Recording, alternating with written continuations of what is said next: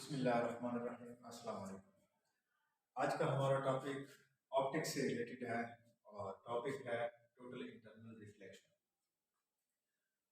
तो total internal reflection को हम डिफाइन करते हैं कि रिफ्लेक्शन को आपने पढ़ा होगा कि लाइट जब डेंसर मीडियम से रेयरर मीडियम में जाती है या रेयरर मीडियम से डेंसर मीडियम में जाती है तो वो अपनी डायरेक्शन को चेंज करती है। अब अगर रेयरर मीडियम से डेंसर मीडियम में लाइट जाती है तो लाइट बेंड होती है टुवर्ड्स द नॉर्मल, और अगर डेंसर मीडियम से रेयरर मीडियम में लाइट जाती है तो लाइट बेंड होती है अवे फ्रॉम द नॉर्मल। तो हमारा जो टोटल इंटरनल रिफ्लेक्शन का फिनोमिना है ये भी रिफ्रैक्शन से ही रिलेटेड है। जब लाइट डेंसर मीडियम से रेयरर मीडियम में मूव करती है तो इसको हम डिफाइन करते हैं whenever light enters from a denser medium to a rarer medium, the light ray is refracted away from the normal for some critical angle theta c. The refracted ray becomes perpendicular to the normal direction at the incident angle. अब इसके बाद जब हमारे पास एक angle होता है critical angle जिसके ऊपर रिफ्रैक्टेड रे वो away from the normal move करती है, और एक एंगल आ जाता है जिसके ऊपर लाइट नॉर्मल की परपेंडिकुलर डायरेक्शन में हो जाता है। तो अब उसके बाद क्या होगा, उससे अगर इंसिडेंट लाइट को इनसाइड द डेंसर मीडियम, अगर इंसिडेंट एंगल को हम मजीद उस क्रिटिकल एंगल से इंक्रीज करते हैं तो फिर क्या होगा, if the incident angle theta i greater than the critical angle theta c, the light ray is reflected back in the same denser medium. This phenomena is called total internal reflection. ठीक है, जब आप light को inside the denser medium जो incident angle होगा उसको critical angle से increase करते हैं तो वो लाइट बजाय रेयर मीडियम में रिफ्लेक्ट होने के दोबारा उसी डेंसर मीडियम में लाइट रिफ्लेक्ट हो जाती है, और इस फिनोमेना को हम कहते हैं टोटल इंटरनल रिफ्लेक्शन। तो हमारे पास जो अवेलेबल डिवाइस है जिसे हम डिमॉन्स्ट्रेट कर सकते हैं टोटल इंटरनल रिफ्लेक्शन को, एक आइसोसेलेस ट्रायंगल है जिसके दो साइड्स इक्वल हैं और एक एंगल उसका 90 का है। तो अब ये जो सरफेस है इसको हम कंसीडर करते हैं, ये हमारे पास ग्लास है, ये एयर है। तो ग्लास के लिए जो क्रिटिकल एंगल है वो हमारे पास 42 डिग्री का है।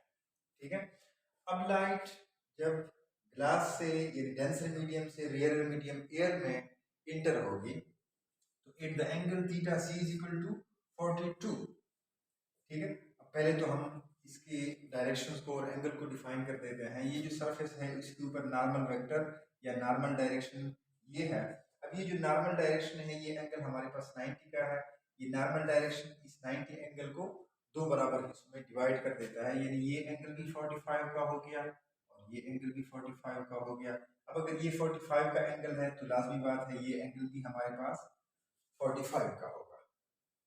ठीक है, तो ये नॉर्मल आ रहा है।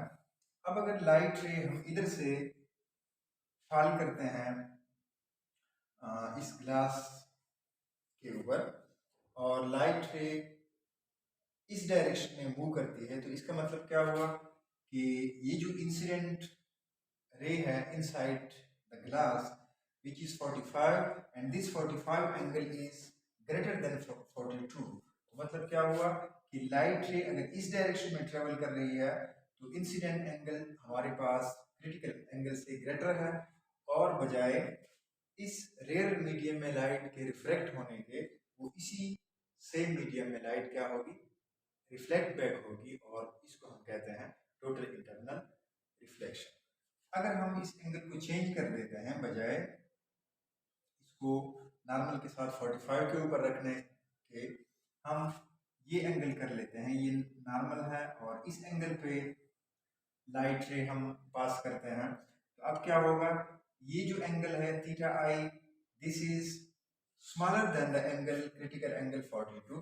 तो इसमें क्या होगा, टोटल इंटरनल रिफ्लेक्शन का फिनोमेना नहीं होगा, बल्कि लाइट क्या होगी दूसरे मीडियम में जाके किसी एंगल से रिफ्रैक्ट होगी। तो इसी को हम वहाँ पे देखेंगे इस सारे फिनोमेना।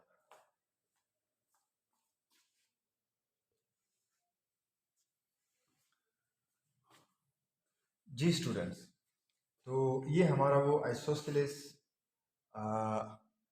ट्रायंगल का एक ग्लास पीस है और मैंने इसको इस पोजीशन में रखा हुआ है। नॉर्मल भी यहाँ पे शो हुआ है, ठीक है। तो इस नॉर्मल को ये क्या है, इस सरफेस के ऊपर नॉर्मल है। तो इसको आप आगे एक्सटेंड भी कर सकते हैं। जैसे यहाँ पे अगर मैं इसको आगे की तरफ एक्सटेंड कर दूँ तो ये इस सरफेस के ऊपर नॉर्मल है। क्योंकि ग्लास के लिए हमारे पास क्रिटिकल एंगल वो 42 का है और यहाँ से अगर मैं लाइट रे पास करता हूँ तो उसका क्या मतलब होगा, ये 45 का है तो ये एंगल भी 45 का होगा, ठीक है। और ये रे क्या करेगी, ये रिफ्लेक्ट होगी इन द सेम मीडियम।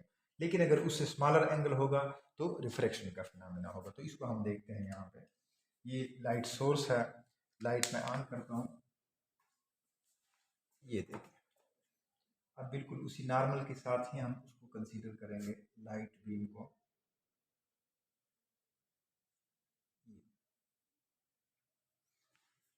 ठीक है स्टूडेंट्स, तो ये जो आपको एंगल नज़र आ रहा है, ये जैसे मैंने आपको बताया 45 का एंगल है और 45 का एंगल इस ग्लास के क्रिटिकल एंगल से ग्रेटर है।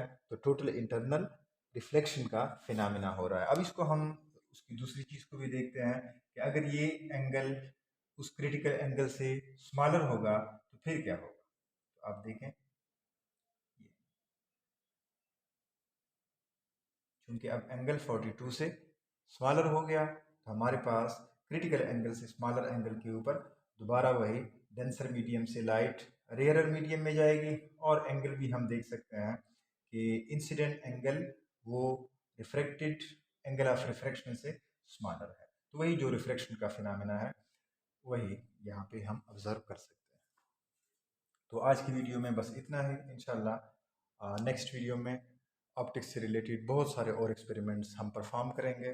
तब तक के लिए इजाज़त दीजिए। अल्लाह हाफ़िज़।